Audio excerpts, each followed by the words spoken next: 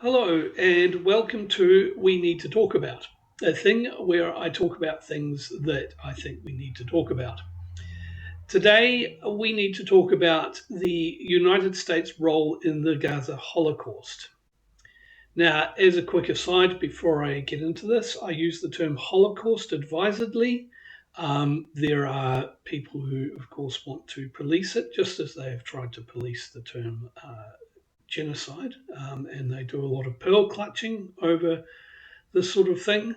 However, the word Holocaust has a history that goes back to before the Shoah, the genocidal campaign against Jews committed by Germany, and nobody much objects to the use of, for example, Rwanda Holocaust.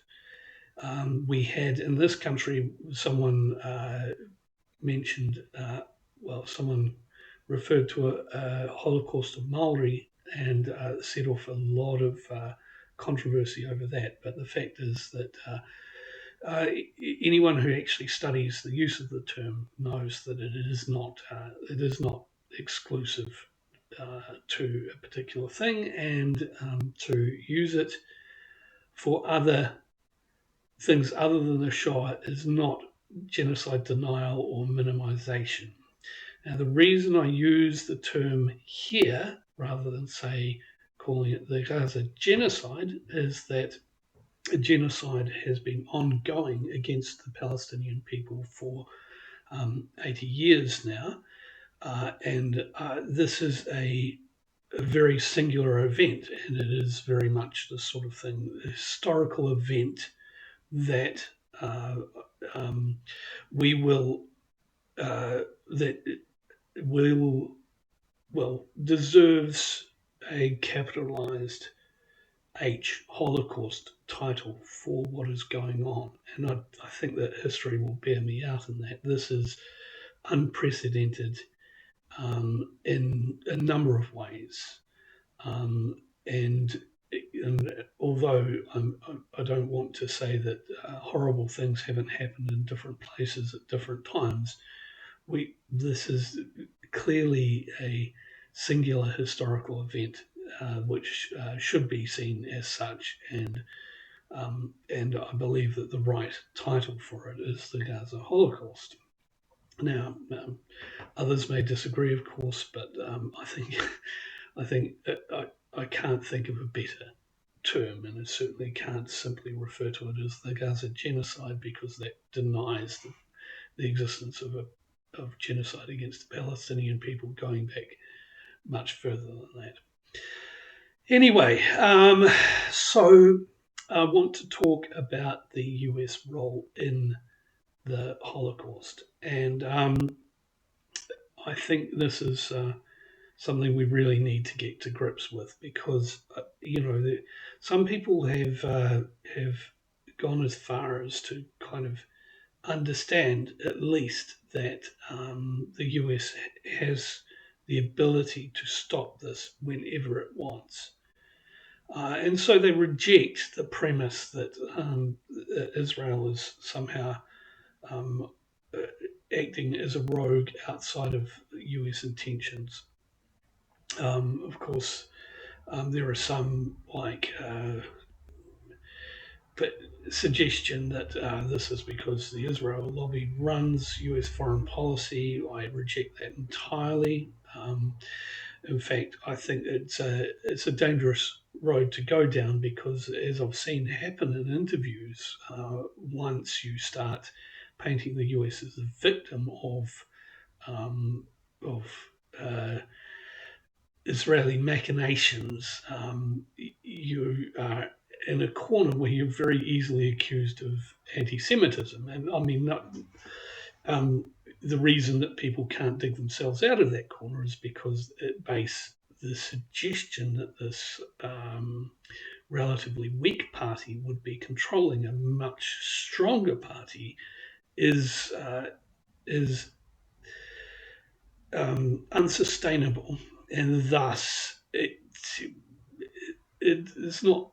Um, it's hard to deny that it seems anti-Semitic to suggest otherwise. Um, now, that of course isn't the only. It's not just to win arguments that we we should admit that the US is in the driver's seat here. It's also because it's the reality. Not only does the US have the choice at any stage of cutting off the supply to Israel, it is also a major participant in this. So both the US and the UK are providing intelligence, including targeting data to Israel. And if you think about that role, I find this a rather interesting role because providing targeting data to people is telling them who you want them to kill. Now, the US has, and maybe the connection is slightly lateral, but there is a practice that the US has. It was common to the US in the past, where, of course, it never admitted uh, to creating coups. Not after they caught with the first couple in Guatemala and Iran. Every coup that they committed thereafter was always like deniable. But one of their practices when these coups just happened to happen was to have lists to people of whom they should kill. So these parties were given target lists of people designated enemies by the CIA. So notably, this happened in Indonesia. The very first victims of the mass murder in Indonesia after the coup in 1965 were the list handed to the coup regime by the CIA of who they should go out and kill. And I kind of think that reveals who's in the driver's seat, and I feel the same about intelligence providing targeting data to people, as the US and UK have with the Saudis attacking Yemen. So, and the Saudi-led coalition attacking Yemen. It shows who's serving whom. Now, the other thing is, of course, that the US also has boots on the ground. They're sending in special forces. They are killing people in Gaza. I mean, maybe they're in their minds they're choosing special Hamas targets. Maybe super duper bloody um, whatever they think their soldiers are. Like their special forces soldiers are these kind of heroic figures who go on and take out the worst of the worst, I'm sure. But the fact is, there's still participation in the Holocaust. You know? So it is, in a number of respects, it is an American Holocaust, as it were, not their first by any means. And of course, a lot of it there is an interplay with there is always institutional knowledge passing, but from genocide to genocide, and then sometimes going back home to be used in policing of poor people back home as well. We in the occupation of Iraq, there was an interesting triad of stuff going from the occupied Palestinian territories, the sort of training and the findings and stuff going into the streets of Iraq and into the streets of, say, Chicago, and then around in a circle.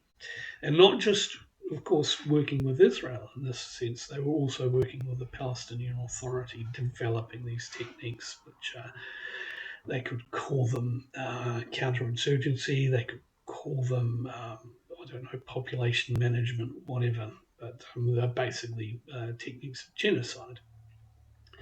So we have this interplay in what is really an imperial system in which Israel, the supposedly sovereign state, is really just a part. It's not separable, it can't stand on its own, and nor does the US um, make that much of a pretense that they do, except, of course, enough to kind of make dickheads out of the chattering classes. So, for example, like this recent thing where they went behind Israel's backs to get their hostage out, because this was a U.S. Israeli dual citizen that they negotiated directly with Hamas to have released. Now I forget the name of the guy. One thing is, of course, if you think that the US government cares about the fate of one person, no, they don't. Of course, they don't. States play with killing each other's citizens or protecting each other's citizens as a show of power. So you can attack a sovereign state by killing their people and saying, look, we can kill your people and you can't protect them. So that's why it's important to states, but they don't generally actually particularly have some sentimental attachment to people who happen to hold citizenship papers from their own country. They are quite happy to sacrifice them by starting a war, for example, and sending them off to be killed in another country. So, for example, it's very, very bad what happened on 9/11. Some people killed U.S. citizens, citizens of all sorts of countries, actually, but very, very bad, very awful, awful thing. And then the US government told everyone it was safe to go back to around ground zero, and by many calculations, caused more death by saying that than the actual attacks on 9/11. And that is kind of the calculation that states tend to, in reality, they tend to not give too much of a shit about the individuals who they're supposed to look after. And definitely in this case, one hostage. I mean, if they'd really cared, they would have easily, long ago, have told Israel, right, well, you give up whatever it takes to make sure all of the US dual citizens get out in these first hostage exchanges. But they didn't. And the reason that they have done this the way they have is about sending a message. They want to foment this kind of sense of distance between themselves and the Israeli regime, particularly the Netanyahu regime. And they want to,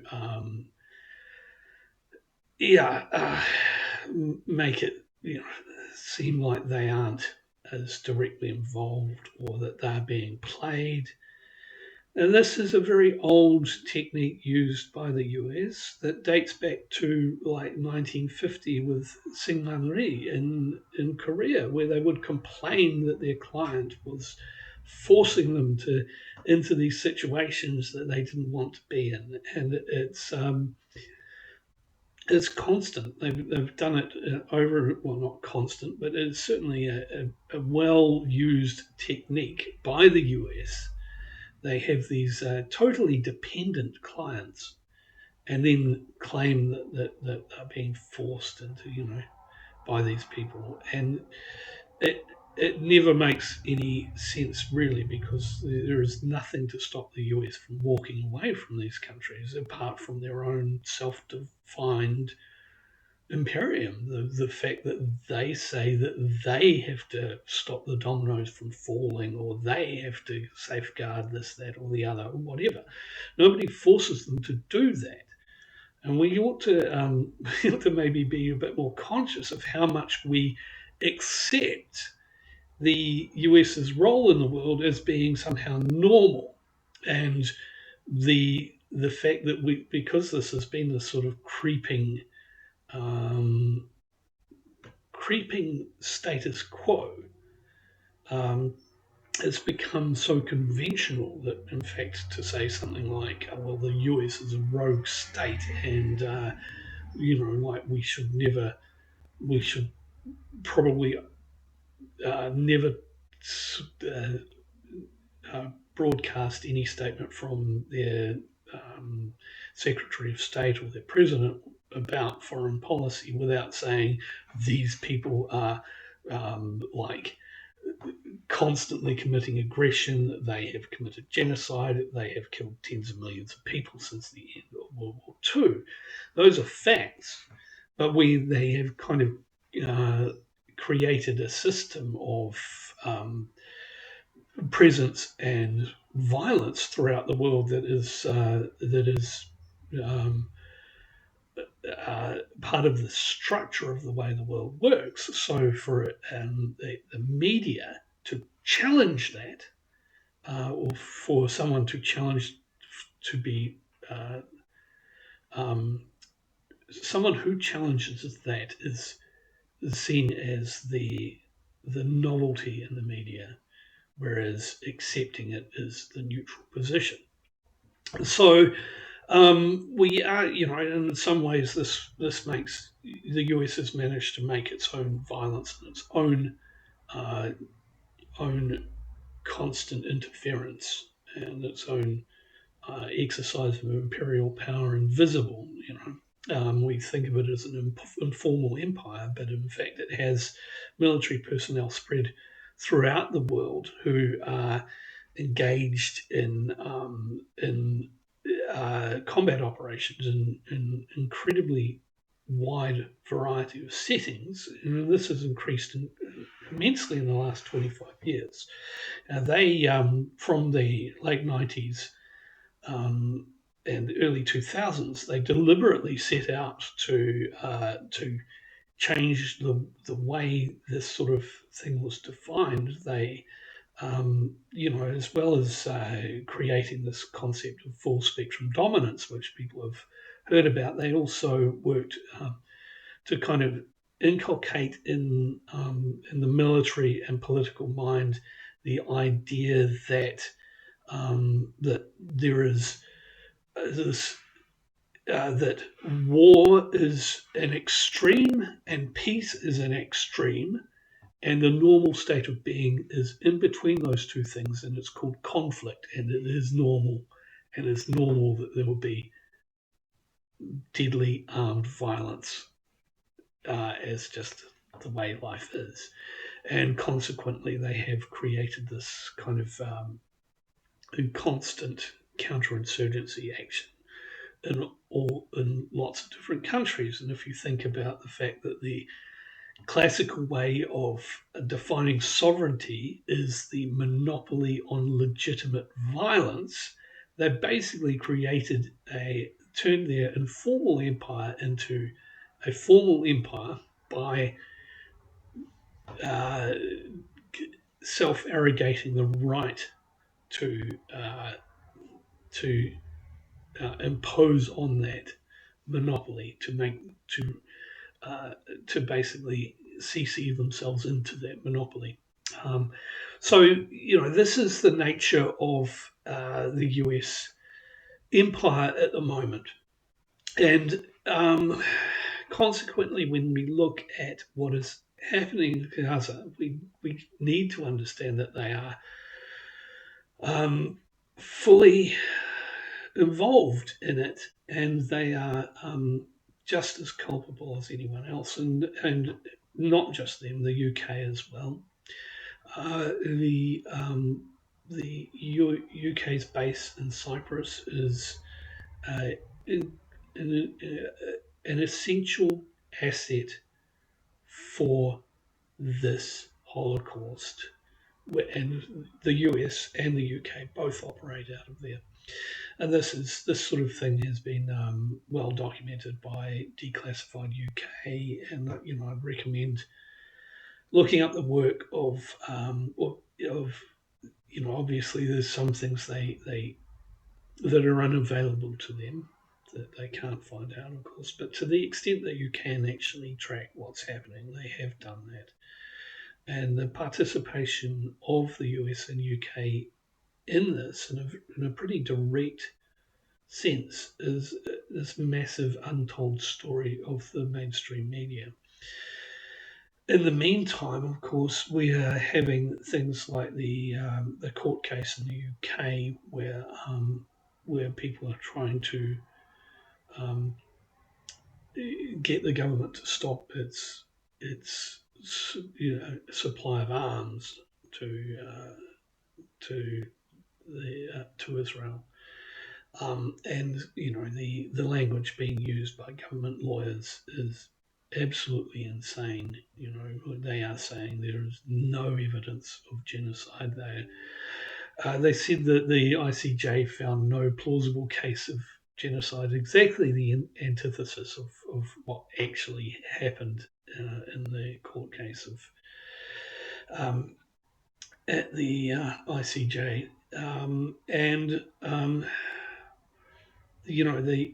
they are therefore kind of not they are doubling down on this.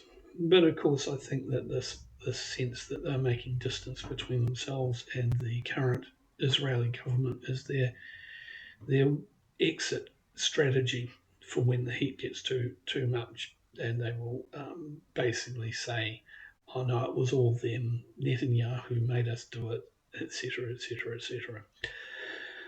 But I think I've probably covered as much as I want to in much shorter time than I'm used to. So I don't have any reading recommendations for you today. So this is a very short edition of this. I usually go for about an hour and a half, and I have currently talked for about 20 minutes. But that's okay. I mean, why not just do a short one? Hopefully, I've covered enough to make a convincing case. I did this. I usually have notes that I work from, but I just thought I'd sit down and rant this time. And I think I've made my point. So I'll leave it at that. Thank you for joining me, and catch you next time.